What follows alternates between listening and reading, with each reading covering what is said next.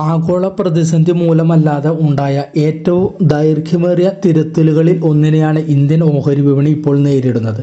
ആഗോള സാമ്പത്തിക പ്രതിസന്ധിയും കോവിഡ് മൂലമുള്ള ഇടിവുകൾ ഒഴികെ വിപണി 10% കൂടുതൽ നഷ്ടം നേരിട്ട 20 സംഭവങ്ങളെ വിശകലനം ചെയ്യുമ്പോൾ വ്യക്തമാകുന്നത് ശരാശരി തിരുത്തൽ ഏകദേശം 14% ആയിരുന്നുവെന്നാണ്. ഇത് ശരാശരി 70 ദിവസമാണ് നീണ്ടുനിന്നത്. ഇത്തവണ നിഫ്റ്റി 165 ദിവസത്തിനുള്ളിൽ ഏകദേശം 16% ഇടിഞ്ഞത്. സമീപകാലത്ത് ഏറ്റവും ശക്തമായ തിരുത്തലുകളിൽ ഒന്നാണ് ഇത്. തിരുത്തലുകളുടെ ശരാശരി ദൈർഘ്യത്തിൻ്റെ ഇരട്ടി സമയമാണ് ഇത്തവണ ഇടിവ് നീണ്ടുനിന്നത്.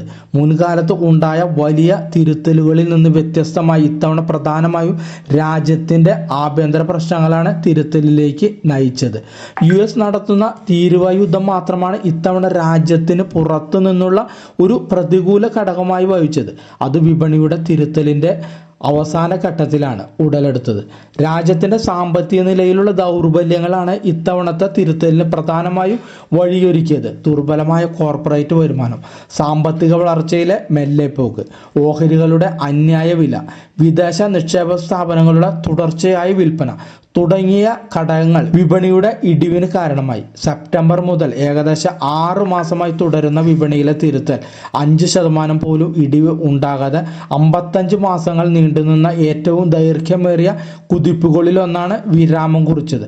2015 ജൂലൈ മുതൽ 2016 ഫെബ്രുവരി വരെയാണ് സമീപ വർഷങ്ങളിൽ ഏറ്റവും ദൈർഘ്യമേറിയ തിരുത്തൽ ഉണ്ടായത്. ചൈനയിലെ മാന്ദ്യത്തെക്കുറിച്ചുള്ള ആശങ്ക കാരണം ആഗോള വിപണിയിലുണ്ടായ വിൽപ്പന സമ്മർദ്ദം നിഫ്റ്റി 218 ദിവസത്തിനുള്ളിൽ 19% ഇടിയുന്നതിന് വഴിവെച്ചു. അതിനു മുമ്പ് 2011 യൂറോ മേഖലയിലെ കടപ്രതിസന്ധിയുടെ സമയത്ത് വിപണി 148 ദിവസത്തിനുള്ളിൽ 22% ഇടിവ് നേരിടുകയുണ്ടായി.